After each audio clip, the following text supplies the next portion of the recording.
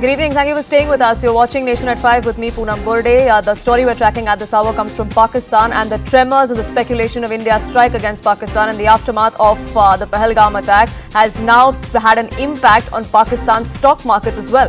Pakistan's stock market has slumped over 3,500 points. Pakistan is expecting Indian action. Experts in fact are saying that investors are worried about potential Indian military action against Pakistan, and that concerns have intensified following the information minister's late-night press briefing. That has clearly triggered this meltdown in the Pakistani stock market as well. It has dipped sharply amid escalating tensions with India, and the claim that the Pakistan's minister yesterday had made in a late-night press conference that they have credible intelligence inputs that in the next 24 to 36 hours there is going to be a strike from India. Siddhant now joining us, getting us more details. Siddhant, we're already seen how jittery and rattled the Pakistani establishment was. Clearly that has an impact on the markets there as well. Well, absolutely. In fact, the economy was any which ways in doldrums. They were running on IMF money given to them by China, Saudi Arabia. And in fact, now we're getting to know that the stock market has taken a serious hit. And the stock market is 3,000 points down. And in fact, with each passing day, with the tension escalating with India, it has a direct impact on Pakistan's economy and in fact it's the stock market. And in fact, on social media also, we are hearing the interviews of many retired army generals, politicians, authors, and journalists talking about how there is a problem of ration in Pakistan. They are not getting gas on time for cooking purposes. They are not getting fuel for their cars. So, this was an ongoing crisis in Pakistan. Perhaps with the latest escalation with India and what they have done in Pahalgam, they have dug their own graves. And perhaps the situation in Pakistan is getting worse with each passing day. Right, Siddhant, thank you so much for getting us the latest on that front. It's not just the markets in Pakistan that have been spooked by what awaits them in the aftermath of the Pahelgam attack. India's diplomatic strike has spooked the army and the civilian establishment in Pakistan as well. Pakistani Prime Minister has urged the United Nations chief to counsel India, as per them, to exercise restraint. This comes after Pakistan's Foreign Minister Ishaq Dar admitted that Islamabad lobbied to get the name of terror group TRF removed from the United Nations statement condemning the Pahelgam attack. Another dramatic late-night development that took place was Pakistan's information minister claiming that Islamabad has credible intelligence that India plans to launch military action within the next day or two. In fact, the minister went on to warn of catastrophic consequences for the region as well. Provocations continued from the Pakistani side. A PPP senator too came out on the floor of the assembly there and said that the day is not far when the Pakistani army chief will lay the foundation of the Babri Masjid in India. All of this is happening at a time when India is mulling its response against Pakistan to punish the perpetrators of the Pahelgam attack that claimed the lives of 26 civilians. Reports are also suggesting that Pakistan has made some moves militarily. They've swung into panic mode. They've moved its artillery regiments from Sialkot to Shakargarh. There are F-16s that are guarding Rawalpindi as well. एक press release इसी system के तहत दी, मुझे copy मिल गई. उसमें पाकिस्तान के behalf पे मेरे दो इतराज़ात थे. एक उसमें पहलगाम लिखा हुआ था सिर्फ, और दूसरा उसमें ब्लेम डाला गया था द रेजिस्टेंस फोरम. पहलगाम के साथ आपको लिखना पड़ेगा जम्मू एंड कश्मीर. वो कहते हैं आप पे ब्लेम आएगा, प्रेस रिलीज नहीं हुई, इतना बड़ा वाकया हुआ. आपके जावर एक्सप्रेस भी ये आई थी, कंडेमनेशन की, टेररिस्ट एक्टिविटी को कंडेम किया गया था. मैंने कहा we are ready, but please you have to put in Jammu and Kashmir. Well, viewers, let me just quickly go across to Lieutenant General D.S. Huda, who was the former Northern Army commander in 2017 when India carried out the post-Uri surgical strikes. Thank you, General Saab, for joining us at this very critical time when India is trying to plan some sort of a riposte to park back terror. Now, I want to begin first by asking you, given your experience in the Northern Command, how do you assess the current threat along the LOC and IB? Are we in a state of escalation already? There has been as you know, exchange of fire now at many points. So Rahul, thank you for inviting me to your program. So let me say, I wouldn't classify it as a state of escalation, but definitely there are heightened tensions along the international border and line of control. As you are aware, since 2021, we've had ceasefire understanding, and so firing had completely sort of stopped there. But obviously, we cannot insulate the state of the line of control and the ceasefire from what we are seeing is the state of bilateral relations. And so you're already seeing firing that is broken out along the line of control. Uh, it would be obvious that both sides have ramped up their defensive deployment, moved in additional equipment. We're already seeing that from some images on the Pakistani side moving in artillery, etc. So you are going to see a period of heightened tensions on the border with Pakistan.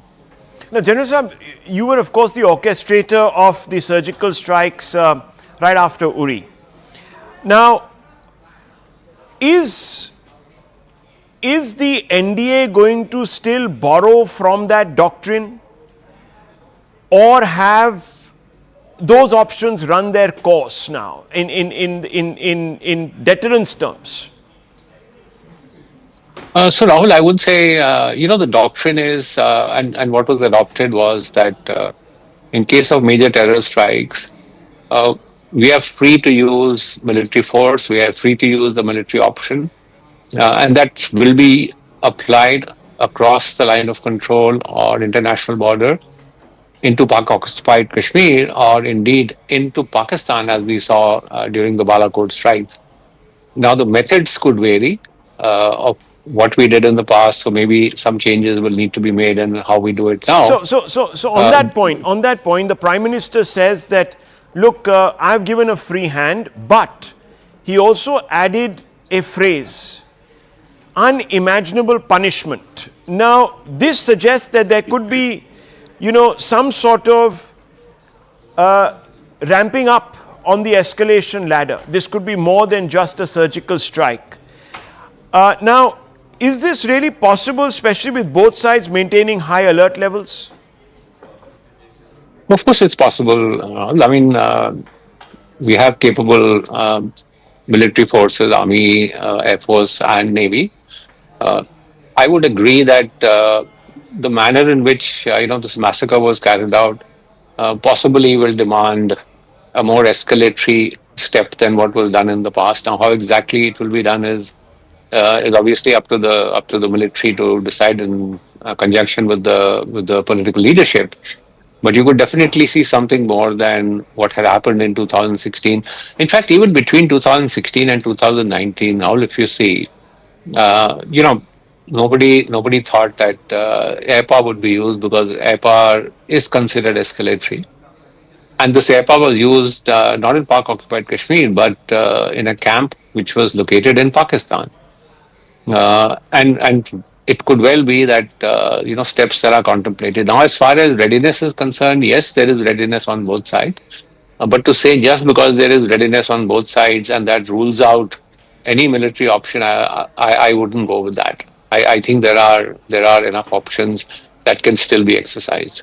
Okay, so before I take this further with you, I just want to ask you to assess really the steps that have been taken right after the Pahelgam attack.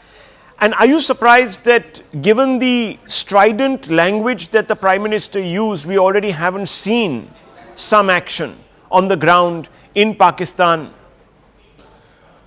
Rahul, I think it's better if you actually look at both the 2016 and 2019 operations carried out. One was after 10 days, I think one was after 12 days. So, time for planning, preparation. I think this is the time that we need to be a sort of calm, look at what the situation is. You yourselves have said that, both sides are expecting something, particularly on the Pakistan side. So let's not give it a sort of a time frame. I think the Prime Minister is absolutely right in which he's told the military chiefs that do your planning, look at what time it takes, should be time of your own choosing. Obviously, whatever is planned and contemplated uh, will get his approval in the end. When we say military has a free hand, it's in terms of planning, it's in terms of preparation, it's in terms of what's an appropriate time to decide. But the final sort of go ahead will come from him. So I'm saying this is possibly time not to sort of put a put hours or minutes on it and just let the military decide. But let me ask you, how central is the kinetic option to the other options that can be considered? For example, you could have covert operations, you could have cyber operations, you could have strategic sabotage. But do you believe that those will not be enough in this situation, and that kinetic option must be considered if we want to restore deterrence upon Pakistan? So now what you talked about can also be done. Cyber operations, for example, there is an element of deniability, and so you could say that don't necessarily have to say that we have done it. But I think what is needed in this case is some more sort of visible steps. Now, what kind of kinetic action? What kind of visible steps? And this government, under Prime Minister Modi's leadership, has shown that it's not averse to using military force. It's willing to take greater risks on issues of national security than we have seen in the past. There is also, this the public is angry, and so I think that too will demand some visible results. And when we are looking at sort of deterrence and impact on Pakistan, anything which is sort of deniable, Pakistan can say it's not been done by India. So really, so to actually deter Pakistan in the short and long term, I think we'll have to take some visible kinetic action. Now, to really look at some of those options and assess the military capacities, India has obviously built up its military capacity since your time. How have we done this? Where does the advantage lie as far as we're concerned? Certainly, in the last 8-9 years, capability and capacities have got built up. I would say particularly in terms of the Air Force. In 2019, when we carried out Balakot site, we didn't have aircraft like the Rafales. We didn't have such a potent air defense system like the S-400, which can keep our airspace safe as well as keep Pakistani aircraft away from us. We have a navy which is in a very, very dominant position in the Indian Ocean. Now, we don't know exactly how and what will be applied. The defense budget of Pakistan, Rahul, is 10% of India's defense budget. Yeah. The budget is something like $7-8 billion. So in terms of capability capacity, I have no doubt that enough capability exists in India to be able to plan and execute some operation that they wish to do. Now, Pakistan, of course, has also a potent armory. It's not exactly a ragtag army. So it may not be disciplined, there might be fissures, etc., but you can't discount the weapon systems that it possesses. Does India have the capacity to absorb a reprisal action by Pakistan? Number two, to even perhaps intercept incoming missiles? In other words, do we have an Iron Dome like Israel does? So we don't have an Iron Dome like Israel does, but nor does Pakistan possess such a strong sort of conventional missile capacity. You're right, Rahul. It's never a good idea to discount the adversary, and Pakistan has a fairly capable military, and therefore, when we are planning something, and I'm sure this is what the military chiefs would also be working on, is that there could be, I would say, there would be retaliation from Pakistan. And therefore, we need to be prepared for it. We need to plan for it. We need to be prepared for a certain level of escalation, and then see how we are going to deal with those escalatory steps. How do we come out on top at each level of escalation?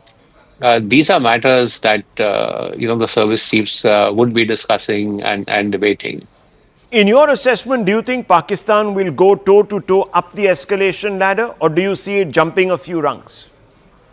So I don't think they'll jump a few rungs. They will try and do something equal. They have after 2019 they declared that our strategy is quid pro quo plus, which means we will do almost the same thing that India does, plus a little more. I don't see them jumping up the escalatory ladder because that really would be fatal, frankly, for them. I want to ask you this because this unfortunate carnage took place. Now, do you believe our current intelligence and border surveillance mechanisms are adequate to prevent such infiltration-based attacks? This is a key concern now. Rahul, this is a key concern. Frankly, the fact that infiltration has occurred in fairly large numbers in the last 1 year. I mean, the Director General Police himself said more than 100 terrorists have infiltrated from the Jammu region and have come inside. As a military officer, let me say that talking about zero infiltration is not really correct. I mean, you can't get infiltration down to zero. But we can certainly have better equipment, a much better fence on the borders. We have been talking about this almost for the last 10 years. We've been hearing smart fence is going to come.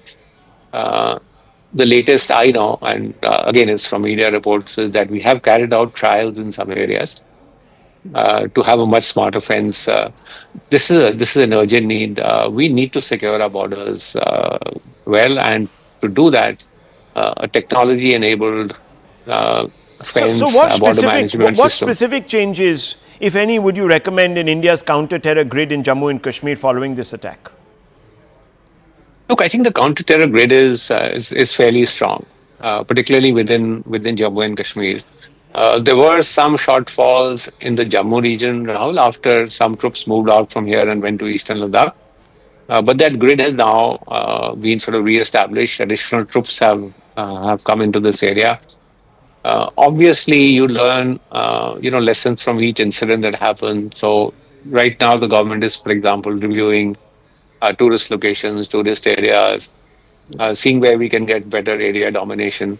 But I think the fundamentals of our counter-terrorism grid and strategy are right. And I'm saying that because if you look at what's happened in Jammu and Kashmir, yes, we've had this horrific incident, but actually violence levels have been going down and going down significantly.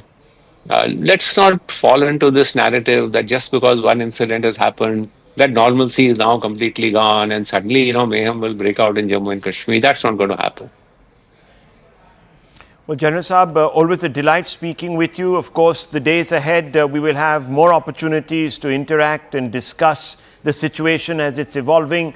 Let's hope that whatever we do will mean that we will actually come up trumps, and perhaps Pakistan's ability to hit back will be degraded enough so they're deterred. Thank you very much. Thank you. Thank you, Rahul. Thank you. Pleasure to be here.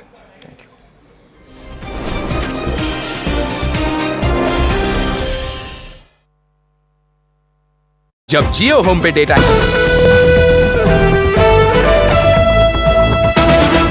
focus has been on the key meetings that have been ongoing. It all began close to 11 a.m. with Prime Minister Narendra Modi chairing a series of cabinet meetings at his official residence, which is 7 Lok Kalyan Marg. Crucial meetings like the Cabinet Committee on Security, the Cabinet Committee on Political Affairs and Cabinet Committee on Economic Affairs was held. It was all chaired by the Prime Minister. Separate meeting then took place with some of the NDA ministers, including Rajnath Singh, the Raksha Mantri, Home Minister Amit Shah, External Affairs Minister S. Jaishankar, Ashwini Vaishnav. The INB Minister was also present in that meeting, apart from BJP Chief JP Nadda. And remember, now we're counting down to the press conference on all that transpired in the cabinet. So we're to hear from the government officially on some of the announcements. All of that is being speculated, still going across to Payal Mehta and Aman Sharma, who join us with more details.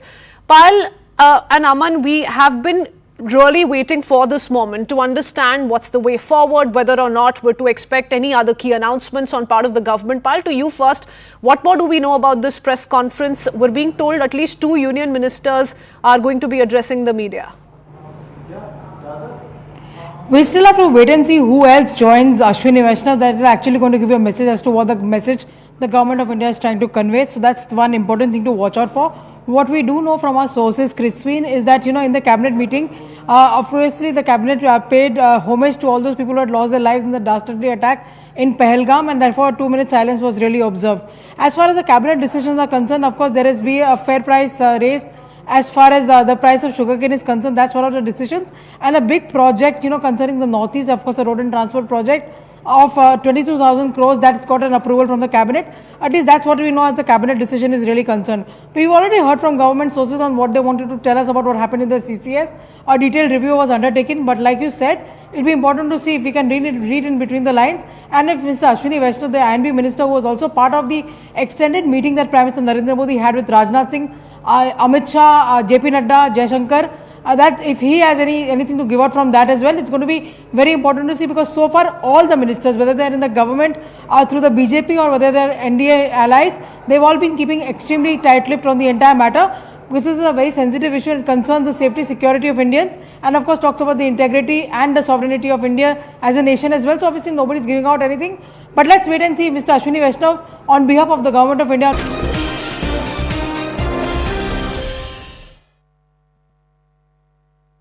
Welcome back. You're watching Nation at 5 with me, Poonam Burde. The Union Cabinet has approved caste census in the upcoming population census. It will now be a part of the next national census exercise. Union INB Minister Ashwini Vaishnav, during a cabinet briefing just a short while ago, announced the government's decision. He emphasized that census is a union subject, and under the constitution, it is only the central government that can conduct it. He criticized some states for conducting caste surveys. He said they were non-transparent, politically motivated, and completely unscientific. Vaishnav also accused the Congress and its India alliance of using caste census as a political tool. He said that the previous UPA governments had failed to conduct a proper caste census. Meanwhile, the Congress has jumped to claim credit. They claim it's Rahul Gandhi and his insistence and persistence on the issue that the government has agreed to conduct a caste census.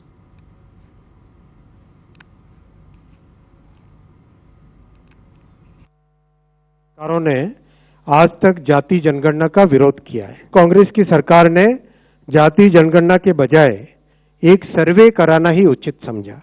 उस सर्वे को सभी SECC के नाम से जानते हैं। इस सब के बावजूद कांग्रेस और इंडी गठबंधन के दलों ने जाति जनगणना के विषय को केवल अपने राजनीतिक लाभ के लिए उपयोग किया और यह सुनिश्चित करते हुए कि हमारा सामाजिक ताना बाना राजनीति के दबाव में न आए, जातियों की गणना एक सर्वे के स्थान पर मूल जनगणना में ही सम्मिलित होनी चाहिए। इससे यह सुनिश्चित होगा कि समाज आर्थिक और सामाजिक दृष्टि से मजबूत होगा और देश की प्रगति भी निर्बाध चलती रहेगी। प्रधानमंत्री श्री नरेंद्र मोदी जी के नेतृत्व में राजनीतिक विषयों की कैबिनेट समिति ने यह निर्णय लिया है कि जातियों की गणना को आने वाली जनगणना में सम्मिलित किया जाए। My colleagues Payal, Pallavi and Aman join us on this broadcast, getting us more perspective. Payal, you were there at that cabinet briefing when the decision was announced by the INB Minister. Ashwini Vaishnav also going on to make it clear that all sorts of other surveys that have been conducted by states, including 2 Congress states of Karnataka and Telangana that made this survey public recently, they're all unscientific, they're non-transparent, which is why the centre is now going to undertake this exercise. Yes, there was of course immense pressure being built on the centre with various political parties asking for the caste census to take place. Their own alliance partners wanted caste census, including those in Bihar as well. But the government over here has come out and said that they do not want to use this for political purposes, and that's the reason there's going to be a scientific way in which this is really going to be conducted. A throwback to what Aman was telling us earlier about the RSS chief saying that there is nothing wrong in having a caste census as long as it is not used for political purposes as well. So that is something which is very important given the fact that you have Bihar elections coming up in a few months from now, and that's going to be paying rich dividends. The JDU probably is already celebrating because this has been one of the demands that is very subtly made, and they said that their stand would be the same as the stand of the union government. Having said that, this also makes you think whether this was also the center point of discussion between the Prime Minister and of course the RSS chief who went to meet him yesterday as well, because all of us were speculating probably it could be on Pahelgam, could be on the impending elections of the BJP organization. But this has been one demand which has been made for a very long time, and obviously by this way the government has actually tried to embarrass the opposition party, saying that you use this for political gains and political purposes, but we want to do it for the welfare of the communities and the country. Absolutely, that's the narrative that the government is sticking to. But Pallavi, as far as the Congress is concerned and all of its allies, for them this is a moment to celebrate. For them this is a moment to take credit, because Rahul Gandhi specifically has been leading the charge of the Congress party and of the alliance as a whole, wanting a caste census. Well, absolutely, and which is why Rahul Gandhi himself, when he comes back from Kanpur in a short while from now at 7 p.m, will be doing that press conference at the AICC headquarters. Till now, no response has come in from him as far as the announcement is concerned. He just put out pictures of his meeting up with the victim's family in Kanpur. But I'm just going by that tweet which has been put out by Jairam Ramesh, Der Aaye Durust Aaye, which means that the Congress is of course going to be giving credit to Rahul Gandhi. To be also very honest, Poonam, if we at least for the last 1 year or so, if there has been one issue which has been the fulcrum of Rahul Gandhi's politics, it has been the issue of the caste census. He's always accused his government of being a kind of soot boot ki sarkar, where it doesn't really care as far as the backwards or the OBCs or the Dalits are concerned.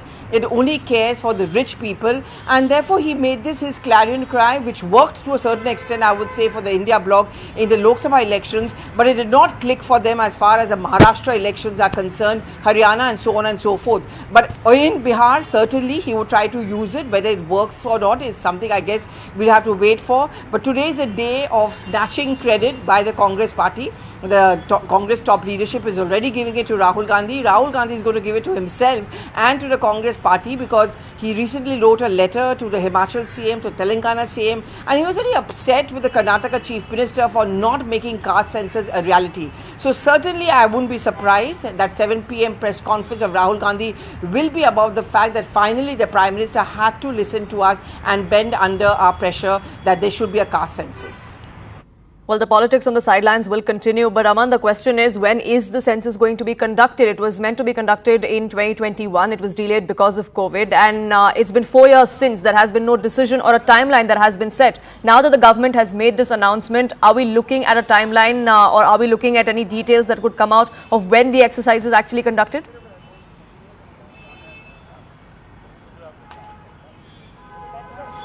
No, Poonam, there is no clarity yet on when the main census is going to happen. Yes, the caste census will happen as a part of the main census, but when the main census, which was to be beginning in 2021, it's been delayed for almost 5 years now due to COVID, and then the government hasn't gone ahead with it. Obviously, they have to do it, because if they want to do delimitation, which has been promised for 2028-29, they have to do the caste census before that. Maybe next year is what we hear from government sources. But one thing I would like to point out here, that the Congress may be taking credit, because Rahul Gandhi has been raising this issue for the last 2 years, but what the BJP is clearly saying, that Rahul Gandhi may have been demanding it, but the entire Congress party, right from Jawaharlal Nehru to Indira Gandhi to Rajiv Gandhi, never agreed to a caste census. In fact, since independence, the caste census could never be done because the Congress was against it. And for the Manmohan Singh government in 2010, which under pressure of its allies like the RJD and the Samajwadi Party agreed to one, but they also only did a caste survey, not a full caste census. So this is the first time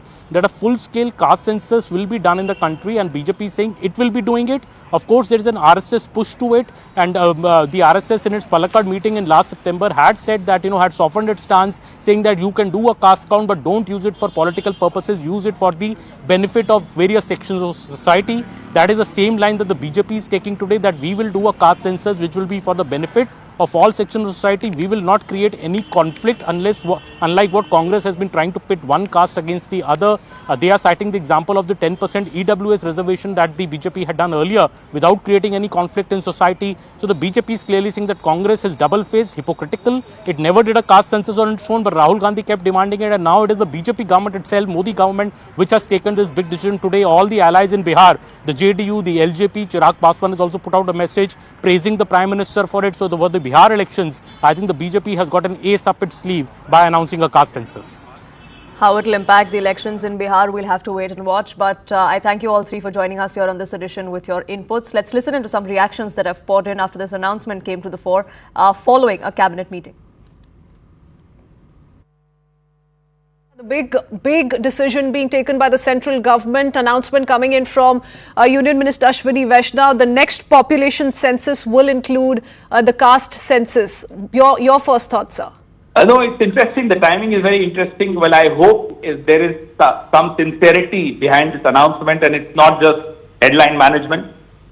Okay, but do you reckon with the idea? Do you reckon with the concept? Well, because it's not what the Congress was initially demanding, right? Rahul Gandhi has been demanding it forever. And in fact, we've already implemented it in Telangana, in Karnataka. Himachal has already announced it. Bihar already has it. So, the timing, as I said, is very interesting. Okay. The minister also said, Mr. Pawan Khera, that the idea is that the social fabric should not be left disturbed. But he also took on some of the opposition ruled states where a caste census has been carried out and said that it hasn't been carried out in a transparent manner. Well, here is the minister of a government which could not even do the 2021 census. Who are they to accuse us of not doing it right?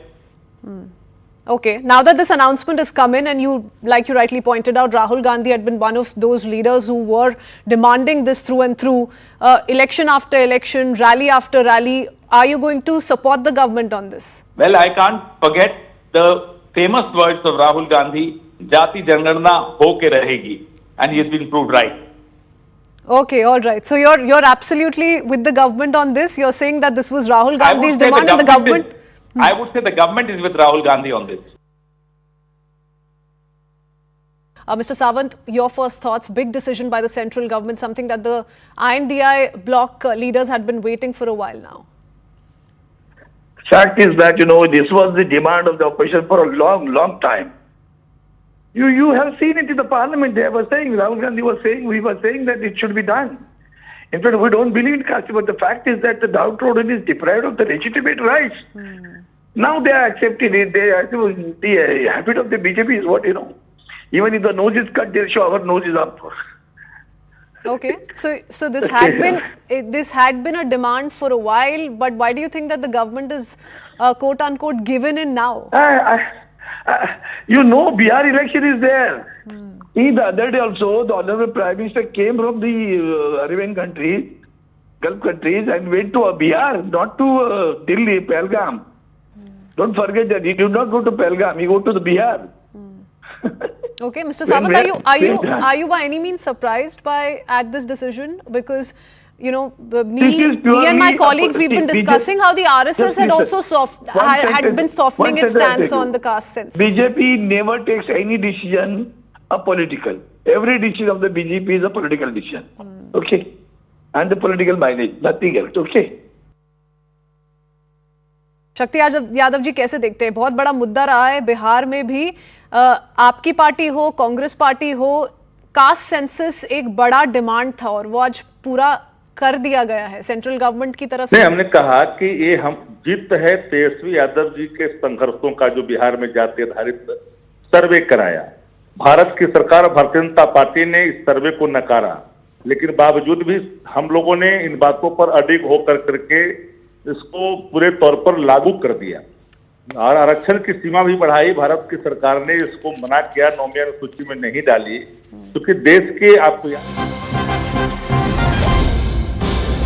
Shifting focus now to Pahelgam and some breaking inputs that are now coming in. This is what we've gathered from our sources within the intelligence agencies, that the Pakistani army is on high alert. Terror groups are believed to be at work at the line of control as well. The Pakistani army is sensitizing all LOC posts. There's hectic activity that's currently taking place at the line of control on the Pakistani side. All crucial assets have been shifted to undisclosed locations. This is what we've gathered from our intelligence sources. Masood Azhar, Hafiz Saeed have also been shifted to an unknown location, is what agencies here in India believe. My colleague Ishan joining us, getting us more details. What more can you tell us, Ishan?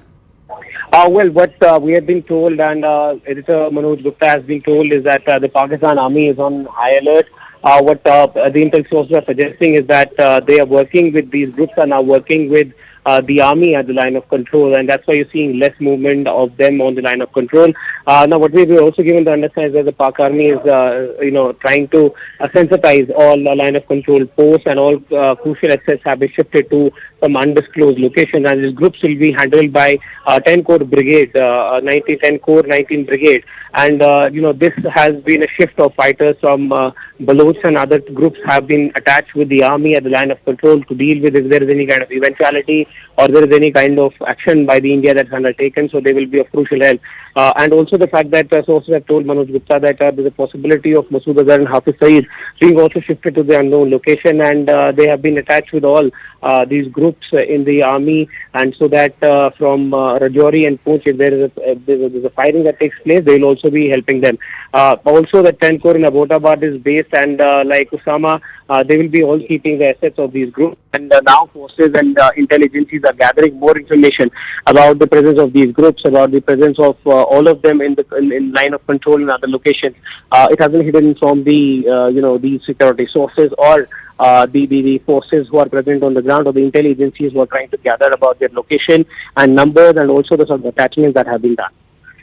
Right, Ishan, thank you so much for getting us the latest on that front. India, of course, is on high alert. Diplomatic strikes have been undertaken against Pakistan. Militarily, too, India is preparing after the Prime Minister's orders to the Tri-Services chiefs yesterday during that crucial meeting. A free hand that was given to India's armed forces to decide the mode, the target and the timing of how they will strike. We'll keep a track of that and much more here on CNN News 18. But for now, it's time for a quick break.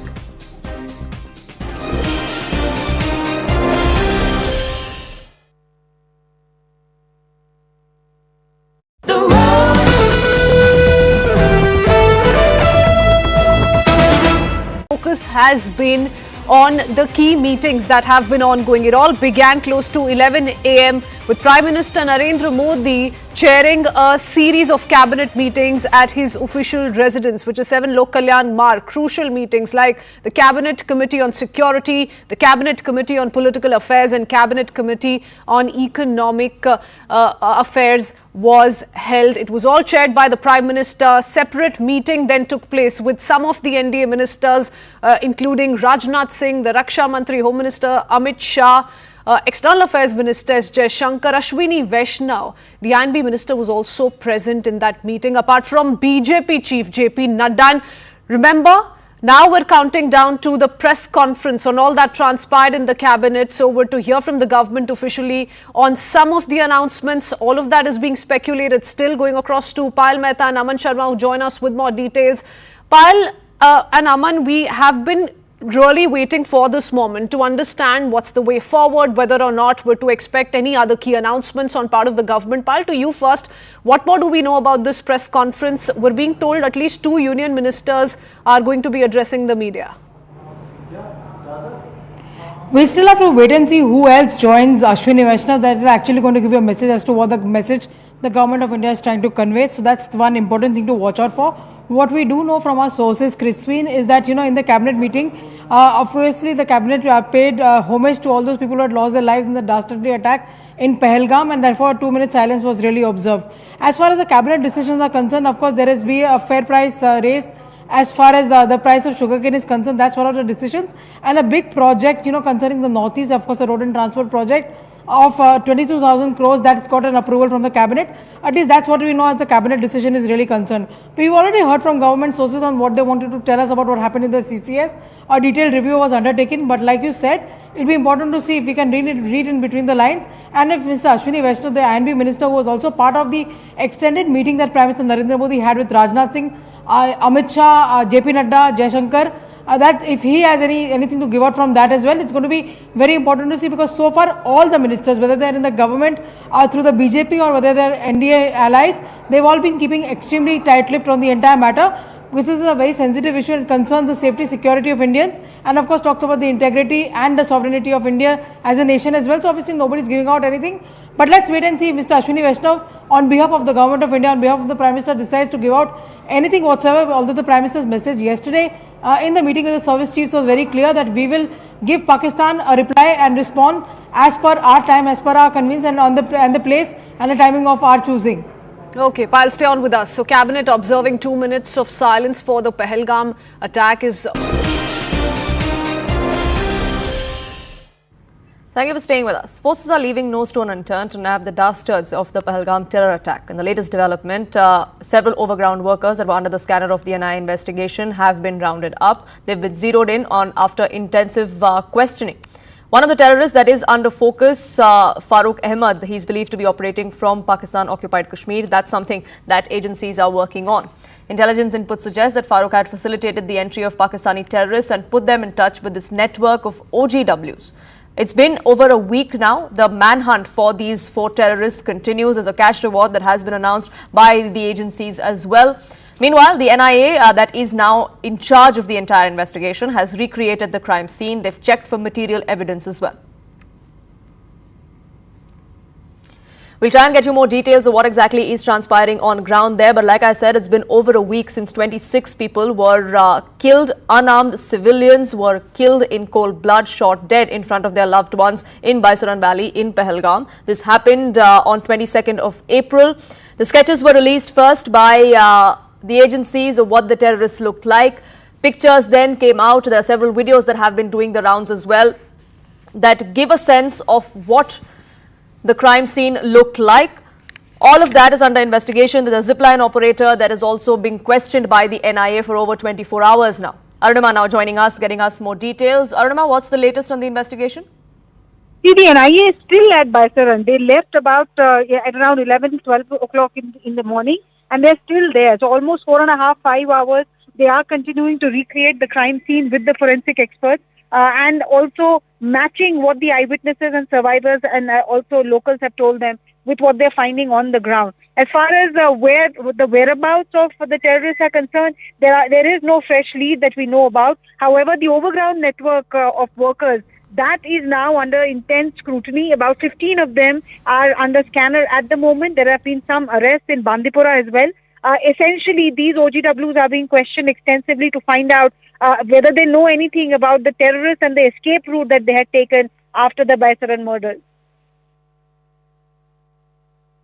Arunima, thank you so much for getting us the latest on that front. In fact, we have some more information that is now trickling in. This is what we're learning from our sources within the Defence Ministry, is that India has now raised the matter of unprovoked ceasefire violations by Pakistan along the line of control. This has happened in the last few days, especially in the last 24 to 48 hours, where we've seen heavy firing that has come into the fore from Pakistani posts.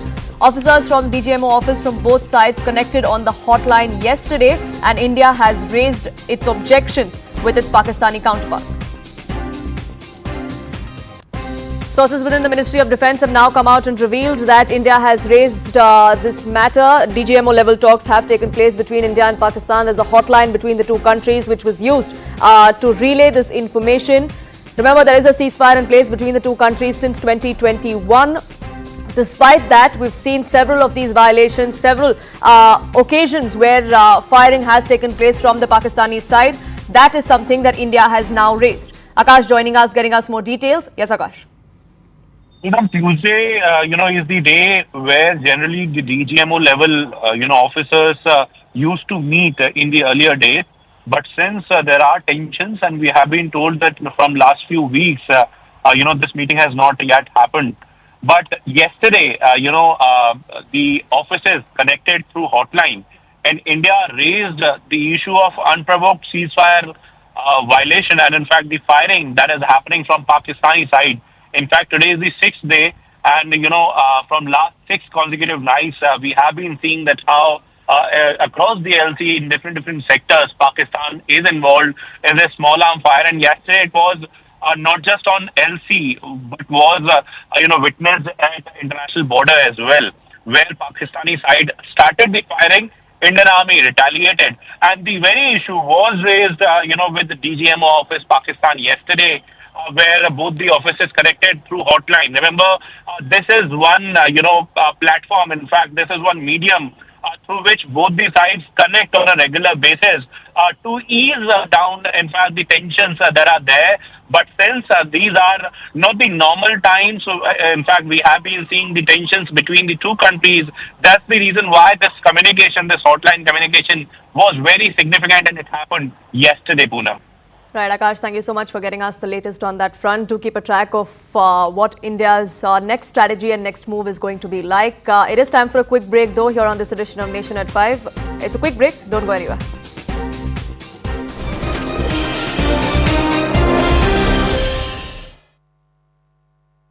MDH का kitchen king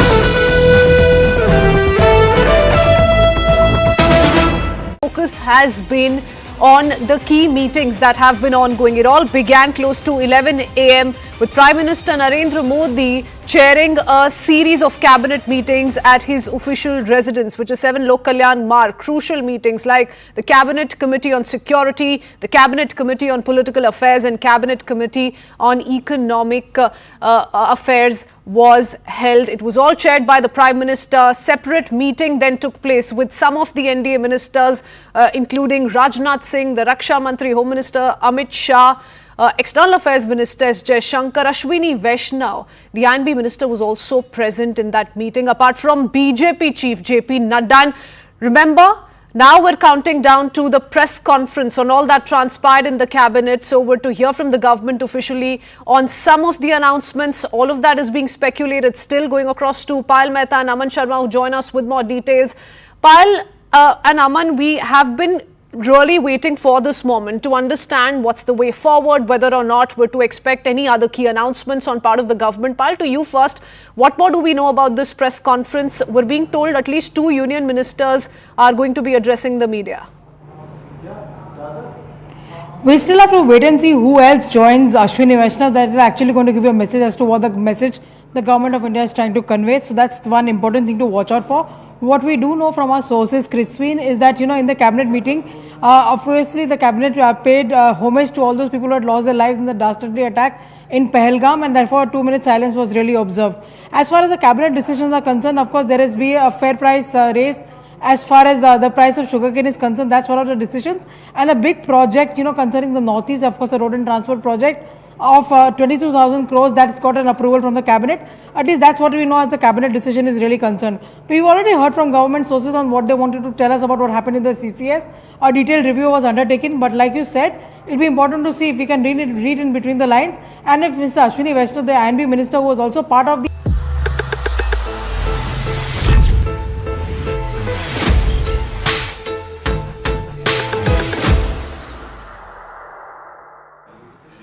Namaste, Jai Hind, and welcome. Welcome to yet another edition of Take 3 Shots. Rahul Shivshankar, Zaka Jacob with me. We are going to look at what is going to be Bharat's response, and Pakistan is on high alert. But suddenly, there is a big announcement that comes post the cabinet meeting. There was a slew of meetings earlier in the day with the Cabinet Committee on Security, Cabinet Committee on Political Affairs, Cabinet Committee on Economic Affairs, and then the cabinet meeting happening. Thereafter, another 45-minute long conversation which had the likes of Ashwini Vaishnav part of that meeting, Raksha Mantri, Amit Shah, and also Prime Minister along with 2-3 other ministers. And then the cabinet briefing happens at around 4:15, and there comes this big announcement that the caste census or caste enumeration will be included in the forthcoming census. Your first reaction? No, I think you should go to him. Yeah, so look, there are 4 or 5 questions that one needs to ask. I'm not going to go so much into the timing because, look, the government of the day can't stop working. So decisions have to be taken. The opposition has been mounting a massive campaign expecting a response from the government. The government's given its response. Now you can say, oh, it's a diversionary tactic, as some people are saying on social media, etc., etc. But diversion from what really? The government will be judged, whether it is today or tomorrow, on the nature of the action that it takes across the border, across the LOC, in POK or in Pakistan mainland. So they can't run away from that responsibility of once having taken a stand to live up to that stand. So, but fundamentally there are some other questions, because the government has not just opposed but also mocked Rahul Gandhi in Parliament. Various ministers, MPs of the BJP have stood up and said that this person doesn't even know his own caste. What is he talking about enumerating the caste across the nation, right? And that prompts 4 or 5 questions. Number one, what happens to the batenge to katenge argument? Now, because Yogi Adityanath said that all of these were cynical political exercises to divide the Hindu community, batoge to katoge. And that paid off dividends politically in 2 state elections. So has that been now basically thrown out of the window? Will NDA also adopt the Jitni Abadi Utna Hak social justice policy? Because that's what Rahul Gandhi said. We need to do this, in his words, survey. These people are saying it's a census, different than a survey, it's more exacting, this, that, the other. But does that mean now there'll be a recalibration politically? And obviously, the Bihar polls explains at least some of the timing.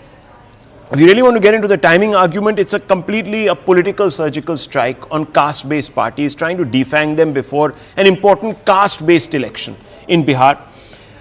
The question now that I want to ask is whether merit still matters. The BJP has always said that it is a pro-merit party. It is opposed caste reservations beyond the 50% cap. In fact, it was the original party that opposed the Mandal Awards, if you remember. And from the optics point of view, who's setting the national agenda? Is the BJP once again reacting to Rahul Gandhi? Is the Prime Minister now reacting to Rahul Gandhi? Remember, this is very reminiscent of what happened with the 3 farm laws about 3 years ago when the government did a U-turn. Now for that, they did so because they said, look, we have to sort of, saying sorry to the farmers, this, that, the other, if we didn't listen to you. So are they now reacting to what was a slogan that was getting a lot of traction on the ground? And if that's the case, then it's the first time really that Rahul Gandhi has scored a massive political victory over the government. There's no other way of looking at this.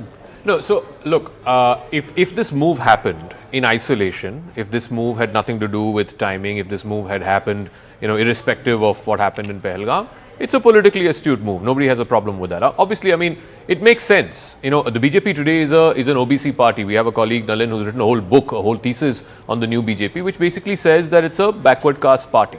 So, in isolation, if you look at it, it's a very astute move. But the problem is politics can never be seen in isolation. Politics is all about timing. Balakot was about timing. You responded to Pakistan within 10 or 12 days after Pulwama. If you had waited 3 months and did Balakot after the election, then that election would have, swayed another way. My point is, is there an answer other than, this has been done to divert attention from Pahelgam and India's response to Pahelgam or anticipated response to Pahelgam? Is there an answer to the question, why now? Okay. There, in my submission, this is 2-3 points which I had. The first thought that came to my mind was, there is an attempt by the government to tell Pakistan, you beware, we are going to act against you, and that operational freedom has been given to the armed forces. The timing, target and mode of operations, last evening the message was clear from the Prime Minister, you have full freedom, you have complete freedom to plan and execute. The second part, that Bharat is not going to come to a standstill because we have to target and we have waged a war on terror. So this war on terror will continue, and then it will be business as usual with the Prime Minister busy with his engagements and perhaps the government going about doing its business. So there is an indication to tell the world that this is a pinprick and this is not going to be treated like cancer. It's a pinprick and we're going to treat it there and we're going to quash it. That doesn't mean we're going to stop walking or we're not going to function. Perhaps that's one point of the message. The other thing is that the Prime Minister is not going for the Victory Day parade in Russia. So the first week of May, and we've got the WAVE summit coming through, that's going as per plan, but he is not going abroad. He is going to be here in the country to ensure that he is seen at all points in time. He's not ghayab. The third part that you said, from the caste census point of view and the caste survey point of view, to incorporate it back into the national census or the overall census, it has been done in the past. A tradition was discontinued, SC, STs were locked, OBCs were not tracked. You can track it as part of the census. Whether that is going to translate into a certain narrative that is being pushed by the opposition, which in the past has vehemently opposed it, is something that we'll have to wait and watch. But yes, it's perhaps is a little bit of everything, and why not? Why not? Point is, if the government wanted to make a big ticket announcement, there's 100 things they could have announced. They could have said we are reducing FDI, in the media, just as an example. Or they could have said, okay, we've arrived at this deal with the Trump administration. That's not a big ticket announcement. No, one second. You have opposed this idea of caste census every single time. Even when Bihar, under Nitish Kumar, they did the caste census, the BJP, while it said, in the assembly, oh, we are for it, but every BJP leader who was publicly speaking after that opposed it. For 2 years, you opposed Rahul Gandhi. I mean, Rahul is right. I mean, people in parliament, BJP leaders in parliament said, Rahul Gandhi does not know head or tail of caste. What is he talking about caste census? True. Now, today, suddenly, 2 years on, he knows what he's talking about. That was also brought out saying that the Gandhis have constantly opposed that is the politics reservations, that is the politics of all it. that was That is the brought politics of it. But when this aspect was perhaps, correct me if I'm wrong, my memory serves me right, this was asked in court also. And this matter of caste-based reservation, caste survey went to the courts, and there was a question that was asked that will it be part of the census? And the government was supposed to respond on that, and they said we will come back after consideration. So now the government has come back and said that we don't need to do a separate caste survey across the country and call it something else. We are going to include it as part of the census. What they're going to do is that now the politics is out there. Yes, is it a diversionary tactic? People will ask that too. Is it a victory for Rahul Gandhi, or is the government listening to the opposition? 6 months. Anand, I'll take you back 6 months when the RSS actually made a play for it. If you remember, there was a lot of excitement and everyone said, okay, this is happening. And if you also recall the interviews that even our channel has done with Mr. Amit Shah, he sort of always said that this is something that we are looking at. The present is not, the status quo, as in these state surveys are just a, fraud. Wishy-washy. They're a fraud on the people. This has to be given thought. So he's never discounted the possibility. And specific question, I remember asking him a question I remember you were there at that particular press conference, and we asked him, and he said, look, we'll have to evolve a way of incorporating it into the major census if it also. Can I ask you a question? So what is the end game here, right? Since we've been talking about war game, the war game all these days, and now suddenly we're talking about what is the caste end game. The end game ultimately is that, look, once the enumeration happens, like in Bihar and like we've seen in Karnataka, the number of backward castes in this country is far more than what we assume, right? So what is the next step? The next step is you give them reservation, which means naturally you breach the 50%, which means you have to overturn a 9-judge bench constitutional verdict of the Supreme Court of India. Now, are we going there? You can't ignore that. Because already Tejasvi Yadav has come out and said, no, hang on. Now delimitation must happen only after this census. No, which is a fair point. I'm just telling you how the expectations are being ratcheted up. So can the government now dodge that bullet? So they say after the census, then you do delimitation. And once you do delimitation, give reserve seats in parliament and in legislative assemblies to EBCs and OBCs. So right now we only have STs and STs. No, let's take Rahul's argument one step further. So what's stopping Owaisi from saying, as per the same census, give reserve seats for Muslims also? Let's go back to 1935, no? Okay, so yes, you can. Hang on. So it's a logical next step. So you have already reserved seats in Muslim majority areas, but they are on the basis of backwardness. You can't have a whole community because that brings in religion. There is a reservation on the basis of reservation on the basis of. In Gujarat, you have SC/ST reservation. You also have there are people who are given reservation benefits. They have got a quota. We are going to get into a different loop altogether, because the very aspect of conversion is that there will be equality and there will be no caste. But there are many Muslims, many non-Hindus who are actually identifying on the basis of caste and also getting into reservation while trying to follow a different faith altogether. So that's a different argument. Here there is another point. Is this also perhaps underlining to every last voter that Samvidhan nahi badalenge? The whole aspect of 400 par and Samvidhan badal denge, aapki jati aapse chhin lenge, reservation hata denge, all of that, does that get quelled with one line which says we will include caste-based enumeration in our census? As I said, this is a complete appropriation of the opposition space. I don't know what they're going to now say, except for what Tejasvi is saying, changing the goalpost and making it more extreme. But who has seen what is going to happen in 2029? If you have to breach the 50%, you have to change the constitution. But is the 50% going to breach? That is after all the caste census is done. After the caste census is done, after the social justice, which is what the constitution actually espouses. After the census is done, so let's not get to the other fact. The strike has not yet happened, but the military drills are already happening across the border. So let's not do that here. We're going to wind up, take 3 shots on that note. Plain speak up next. Thanks, gents. Thanks.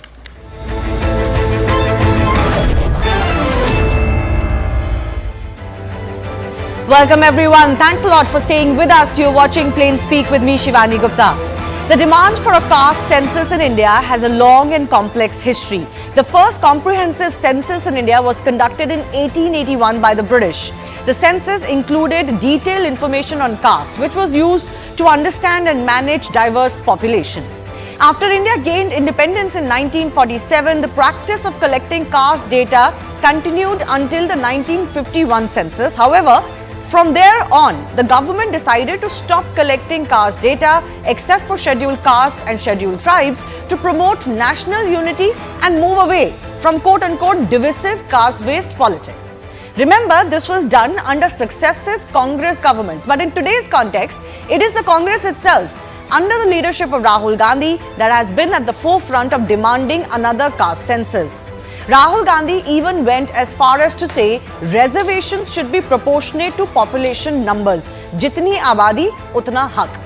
Bihar government's release of a caste survey in 2023 further intensified these demands.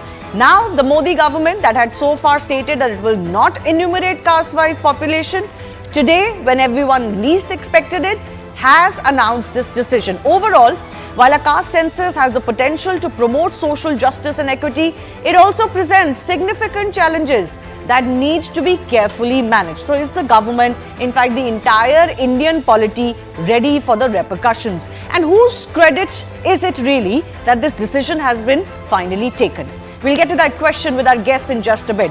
These are the parties that really demanded a caste census, and a crescendo was achieved over the last few years or months. Congress, Samajwadi Party, RJD and DMK, all part of the India Alliance. But there were those that were part of the NDA too that were also on board this demand. The Janata Dal United, Rashtriya Lok Dal, Lok Janshakti Party all have in principle wanted a caste survey. Other parties include the CPIM, the CPI and even Bahujan Samaj Party, party of Mayawati that has wanted this caste survey for some time. This debate has been making headlines in Indian polity for a while, and both sides have been weighing in, and we've been discussing this for quite some time as well. So what are the pros and cons? Those in favor of the caste census say it will provide data to identify marginalized groups, but the argument against has been that managing a caste entry running into thousands actually could be pretty complex and contested. Those in favor say that it's necessary for society to know what castes are shaping our society because castes still Those in favor say that it's necessary for society to know what castes are shaping our society because caste still shapes our reality. And the argument against is that caste census could lead to division and risk of identity-based politics, which we frankly already have enough of.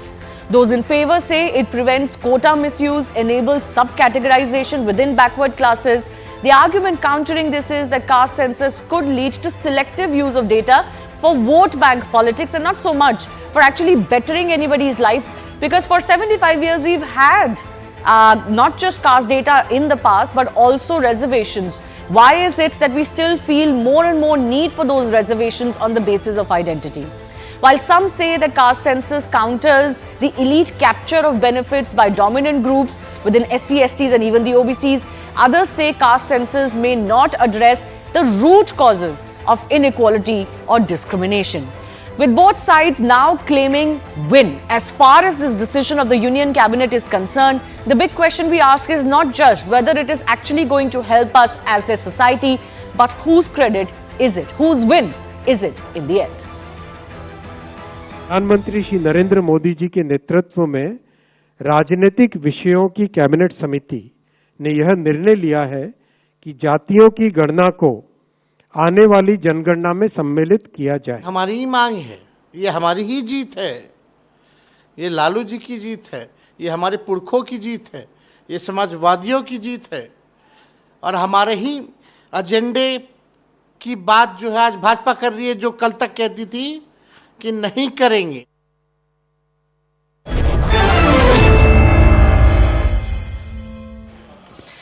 Let's go across to our guest joining us. Chitra Batam is spokesperson of the Congress Party. Pooja Mishra, spokesperson of the Samajwadi Party, both with us. We're also expecting some of our other guests to join us. But of course, both Congress and the Samajwadi Party together have fought elections. They're a part of the India Alliance and they have together demanded caste census. Chitra, I begin with you first up. Do you see this as a win for Rahul Gandhi and the Congress Party? Well, yes, Shivani, this is a great day for us. Although we know that the political situation and the sentiments of the country are in a little turmoil as of today related to the terror attacks, but yet this comes as a breath of fresh air that the government has decided to do caste census. They have moved away from rigidity to now reform the welfare of the people of India, and this is all due to one man's commitment towards it, that is Shri Rahul Ji Gandhi's commitment towards caste census. He has been abused in the parliament in the past by BJP goons in the name of caste census, as the entire nation has seen, and yet he stuck to his respective commitment for the welfare of the people of India. Okay, but Chitra, how do you respond to the fact that the union minister who announced it today and government today also says that, you know, Congress and other parties have only done politics in the name of caste census? Some of your governments have also, you know, said that they're conducting a caste survey or want a caste survey, but caste surveys don't equate a census. They are unscientific, and actually the demand was never to be fulfilled because Congress was in power when all parties in parliament pushed for a caste census, but the government didn't do it then, way back in 2010 and 2011.